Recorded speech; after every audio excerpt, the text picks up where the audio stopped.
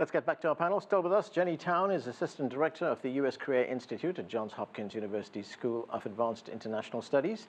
Jee Lee is a media consultant. Qinduo Xu is a political analyst for China Radio International. And Afshin Molavi is also with Johns Hopkins University School of International Advanced Studies, where he's a senior fellow in foreign policy. Jee Lee, let me start with you. Well, as we heard in that report from Jack Barton, South Korea and the DPRK marched under one flag, the unification flag, at the opening of the Winter Olympics. Some may say, well, it's a great photo opportunity, but how significant is that? Yeah, so this is not the first time they have marched under one flag. I mean, they've done it for the 5th time, I believe. And a lot of people say North Korea has been very aggressive the past few months. So do they really deserve to march under the same flag? And a lot of the conservatives in South Korea are saying this is just like a photo op, and also the benefits of having this, you know, like letting them have like a peaceful Olympics is not really enough to grant them access to all these photo ops. So it's not being viewed very favorably in South Korea, even among the liberals, because even the liberals who supported Moon Jae-in government, they are a little bit upset with him in terms of how he is restricting the cryptocurrency trades and all the other things that he promised to do.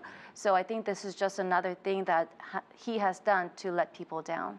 The fact that Kim Jong-un's sister will be holding talks with President Moon, and we heard that those talks are going to be confined to Olympic issues, what should we be reading into that? A lot of South Korean media and experts are expecting there to be like a suggestion of another like face-to-face talks as opposed to the 1.5 track, which is unofficial. So they're expecting Kim Yo-jong to kind of deliver the message from her brother to offer a face-to-face dialogue, which would be a big win for the Moon administration. Jenny, what is your view on this Olympic diplomacy? Will it go some way towards building trust and perhaps confidence between the two sides? You know, it's hard to say how far it goes once we get to substance. Yeah. You know, clearly this is purely symbolic.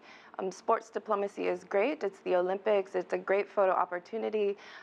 You know, I think it is significant that Kim Yo-jong is there. It's the first time that someone from the Kim family has stepped foot in South Korea. And I think not necessarily for what they're going to say, but if they can build a relationship, then I think it does open a door for further discussion down the road on more substantive issues. But clearly, you know, there's been opposition, you know, not only from the domestic audiences, but also from the United States in that process. And so once you get to the substance of what's on the inter-Korean agenda, South Korea can't go very far without the support of the international community, especially the United States. And so it's really hard to see how far this is going to go after the Olympics are over. The response of the United States, Afshin, how does Washington respond to this? Does this have the effect of driving a wedge between South Korea and the U.S.? Well, I think that's what North Korea intends to do. And it seems like there's two different soundtracks. You know, there's one in Seoul and there's one coming out of Washington. And the soundtrack coming out of Washington, you know, is mistrustful of North Korea, not really impressed with this, you know, thinks that this is a propaganda ploy. And Vice President Pence seems to have gone every step of the way on this trip to be countering North Korean propaganda. So we're talking about really two different soundtracks here. But sorry, go ahead. I was like, to add to that, though, I think there's a bigger problem here. And the bigger problem is the U.S. policy and the way that they're approaching the issue right now. You know, they're doing it as if it's just a U.S. DPRK discussion. And the problem is they're not taking into consideration what South Korea wants. And as an ally, you know, that should be part of the decision-making process. It shouldn't be the U.S. telling South Korea, this is what you should do, this is how you should behave, because we've created a policy. And so I think, you know, it's not necessarily driving a wedge, but it's certainly revealing the discord that there is between Seoul and Washington on this issue that hasn't been resolved yet. I want to add that what highlighted at that point was Vice President Mike Pence not being at the reception. Right. I think that was a big message to the South Korean audience on what the U.S. policy is about. Qinduo Xu, this looks like a charm offensive by the DPRK. Do you think it's working? Well, I think at least it provides a valuable opportunity for the two countries, you know, senior officials to meet each other, to talk to each other, to really to gain a better understanding of each other. Well, as our colleague pointed out, unless there's a substantial discussion about the nuclear issue, which I don't think North Korea is ready to give any concessions. And also for the South Korean side, there's a challenge for them. That is like how they are going to bring their ally, the U.S., along with them in dealing with North Korea in a diplomatic way, in a way, in negotiations with the North Korean side. I'm not sure the U.S. is fully behind them. That is, mostly the Chinese perception here. All right, Jee Lee, I guess the big question is what happens after the games? Wow, I wish I knew the answer to that question, but I think a lot of people believe that this is not going to be substantial enough to change people's perception about the cooperation, the level of cooperation between Seoul and Washington. I do have to say a lot of people in South Korea are kind of appalled by the level of women's power in North Korea, because either you have to be the sister of Kim Jong-un, who is the most powerful man in North Korea, or you have to be one of these cheerleaders and the pop stars. So in South Korea, there's this kind of realization that, wow, this is actually what we're dealing with, and we don't even have the cooperation from one of our biggest allies. But Jee Lee, at the very least, does this tell us the fact that Kim Jong-un's sister is at the games, the fact that the DPRK and South Korea are marching under the same flag, does this tell us that there is a will on the part of Pyongyang to resolve this? Absolutely. So this is a step forward in having a dialogue, but I think the significance of it is more like an unofficial dialogue they have been having all over the world, like in New York and elsewhere. So I wouldn't put it as importantly, I wouldn't see it as important as official dialogue. I mean, up until so far, we don't know what Kim Yo-jong is going to bring to the table in several hours in South Korea time, but so far just having the marching under the unified flag isn't that great for us to consider something drastic to be happening in the future. All right, and Jenny, we've heard this. There is a fair degree of cynicism among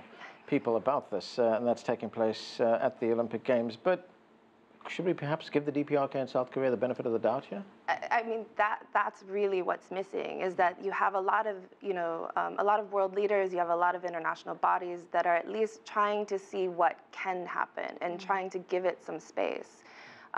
Whereas the U.S. is not. The U.S. is clearly not. But, I think it is important that Kim Yo-jong is there. And again, even if it's just to establish that relationship, and the fact that she came even after Pence's remarks in Japan, and that she didn't retreat at the last minute and decide to boycott the games. And I do think it does show sort of the resolve to explore where this can go. But the problem is right after the Olympics, you deal with the issue of the military exercises.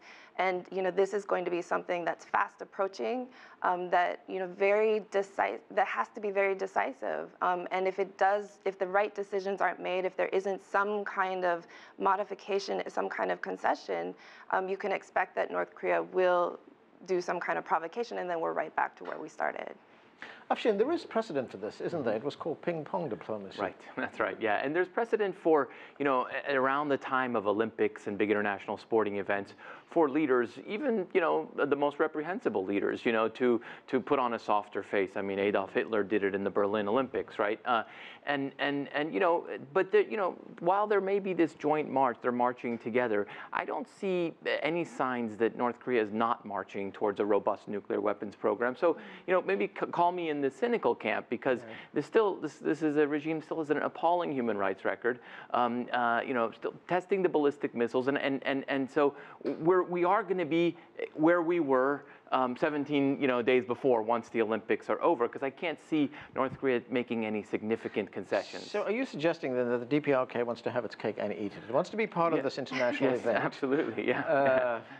Be seen there, the world's cameras are on it, and just continue on the other track and develop its nuclear weapons. Yeah, I do, but I also take the point that it's important to see what could happen. I mean, this is a far cry from 1988, when Seoul hosted the Olympics and North Korean agents allegedly blew up a South Korean airliner. So it's a far cry from that. But also, North Korea's nuclear weapons program is much further along than it ever was, back then as well. Jenny, go ahead. And I do think this is, again, where some of the criticism of Moon has been, giving them so much and so much leeway in this, and it's not what we expected. We sort of expected that yes, they wanted North Korea to participate. They would allow the one, figure skating couple to compete under a North Korean flag, and it could have been a very kind of smaller scale gesture that could have also led to broader discussions. But the scale of what has been given now to the North Koreans, they really need to step up to the plate and provide some kind of reciprocation as well. Otherwise, the criticism is going to be vast. I would think that so far they wined and dined the North Korean delegation, and we have to see what Kim Yo-jong brings to the table at lunch on Saturday. So, Jee, would it have been better if President Moon said, look, this is great, you're welcome here, but this is what we want from you? I think that's what the South Korean conservatives would have wanted, and what probably Mike Pence wanted as well, but that didn't happen, it seems like. We paid them a lot of money to come, and we also kind of allowed the women's hockey team to, take the burden of the North Korean players, so that didn't really fare well with the local audience. And that's where we have to leave it. Thanks to all of you for being with us.